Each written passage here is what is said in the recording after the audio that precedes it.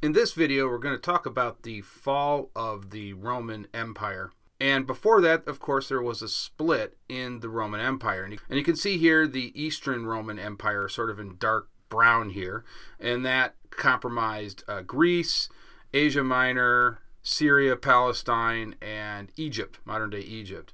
And the Western Empire was pretty much composed of England, modern-day France, Central Europe, Italy, part of the Balkans, Northern Africa, and Spain. Now, the fall of the Roman Empire did not happen overnight. It took several centuries for this to occur. So it did not involve a single event or even a single year. It took a lot of time for the Roman Empire to disappear. Again, it just didn't collapse overnight. Now, the reasons for the fall of the Roman Empire have been discussed throughout the ages. A big problem occurred in the 3rd century, and that's often been called the crisis of the 3rd century. And basically, Roman generals were taking their legions and trying to take over Rome. So they would enter Rome with their legions, and that led to a lot of decay in the Roman Empire. Because it cost money to pay for legions, it cost a lot of money. And it also weakened the borders of the empire, where the Romans were trying to keep out some of the Germanic tribes in the north and in the east.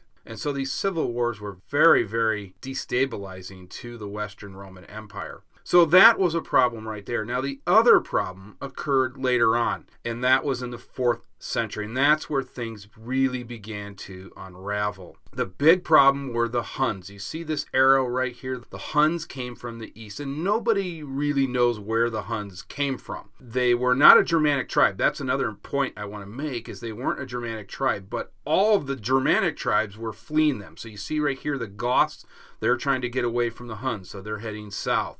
You can see the Vandals here in blue, they're fleeing the Huns. Everybody's trying to get away from the Huns. And what does that mean? Well, that was very destabilizing to the Roman Empire, because they just didn't have the resources to handle this, both economically and both militarily. Now, initially, some of these groups were allowed in. In fact, the Visigoths asked for permission to come into the Eastern Roman Empire, and they were granted permission from the Eastern Roman Emperor. But the Romans began to abuse them, and that led to the Battle of Adrianople in 378. You can see that right here on this map. And that was a very, very important date in the history of the Roman Empire. And the Roman legions were absolutely destroyed at that battle. And Rome was never really the same after that. And basically after that, Rome was unable to defend itself. They didn't have the military to stop the Germanic tribes from moving around all over Europe.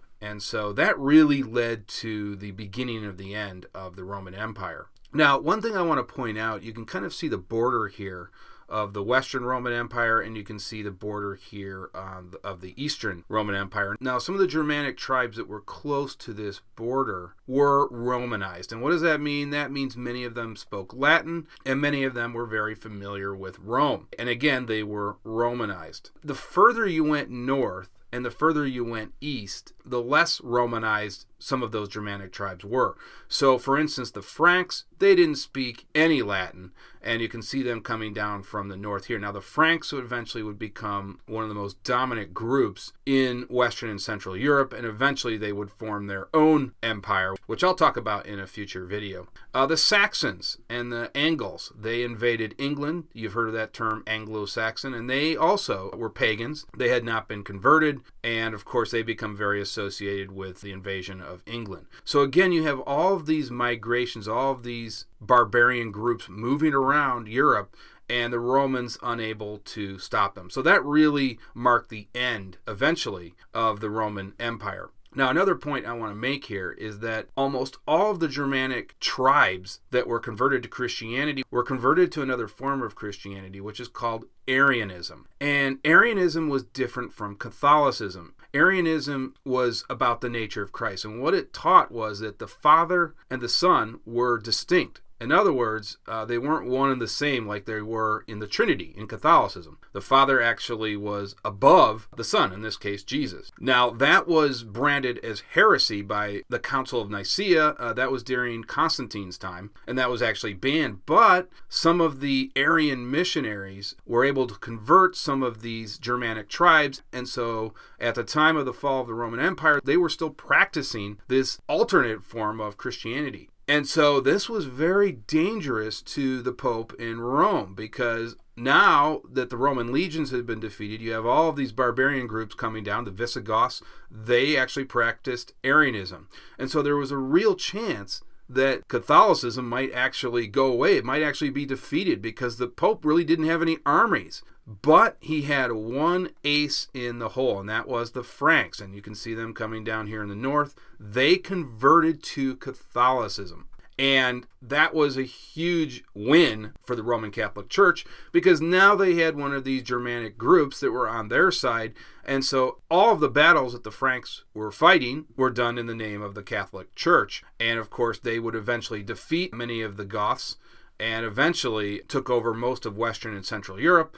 And that, of course, saved Catholicism. Now, one other point I'd like to make. So as the Western Empire was falling apart, the Eastern Empire actually survives, and would actually survive for another 1,000 years, all the way up to 1453 AD. And one of the things they were able to do early on, in fact, was they were able to actually convince the Goths, as you can see them moving right here, they were actually able to get them out of their territory and move them into the western side of the empire. The other reason was simply geography. You can see here that Italy is very susceptible to all of these barbarian tribes moving down from the north. Here you've got the Black Sea and the Hellespont, and so the Eastern Empire had a lot of water between them and some of the Germanic tribes, so that helped out quite a bit. Now, another thing I'd like to show you is you can see the Vandals sort of moving down here. They went a long way, all the way down through modern-day France, Spain. They made it to North Africa, then spread out to Sicily, Sardinia, and Corsica, all of these islands, and eventually to Rome. Now, eventually, they are defeated by the Eastern Roman Empire. In fact, the Eastern Roman Empire in the 6th century would try to reclaim the Western Roman Empire that had fallen. And they were largely successful. They actually succeeded in recapturing a lot of the territory, but eventually they had to retreat and were pushed out of Western Europe, mainly because of problems in the East, and that involved the rise of Islam. And so the Eastern Roman Empire really became more engaged with the East rather than the West. And eventually, after the fall of the Roman Empire, many of these groups would establish their own kingdoms. And these would be individual kingdoms, all of these separate kingdoms. Eventually, those kingdoms would become countries. Modern-day France, modern-day Germany, and modern-day England. And, of course, modern-day Spain. So that's going to do it for this video. Thank you for watching.